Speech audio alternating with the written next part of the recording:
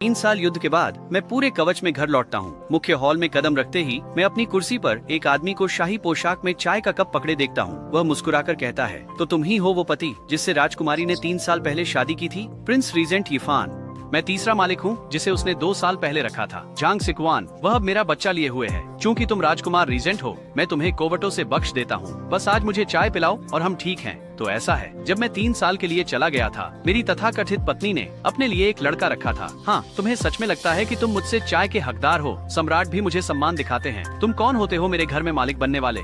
तो क्या हुआ अगर तुम युवराज हो? 1, तुम उसका दिल नहीं रख पाए। 2, तुम उसे गर्भवती नहीं कर पाए। तुम्हें क्या लगता है कि तुम मेरी बराबरी कर सकते हो? गुस्सा मेरे सिर चढ़ गया। मैं इस कमीने को खत्म करने ही वाला था कि मेरी तथाकथित पत्नी लियू रिहान आती हुई दिखी। क्या यह तुम्हारा विचार है? झांग सिक्वान अब मेरे साथ है। वह इस घर का मालिक है। तुम 3 साल से गायब हो।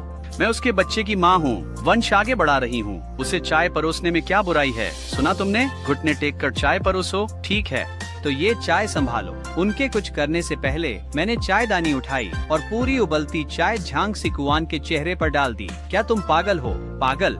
मैंने इस देश की रक्षा में युद्ध भूमि पर खून बहाया और तुमने एक लौंडे को रखकर मेरे घर को बदनाम किया, और अब तुम मुझसे सवाल कर रही हो? पहरेदारों, इस गुलाम को बाहर घसीटो। पहले इसे नपुंसक बनाओ, फिर टुकड़े टुकड़े कर दो। तुम में से किसी की हिम्मत है तो रोको। यिफान, तुम इतने क्रूर कब से हो गए? वह तो बस मेरा साथ दे रहा था। तुम मेरे पति हो, तुम्हें सहनशील होना चाहिए, पर तुम उसे मारना चाहते हो। कहाँ है तुम्हारी नेकी? मैं उसकी उलझी बात पर लगभग हंस पड़ा। पुराना यिफान अब तक माफी मांग चुका होता, पर मैं वो नहीं हूँ। असली यिफान 3 साल पहले मर गया। लियू रुआन ने मारा।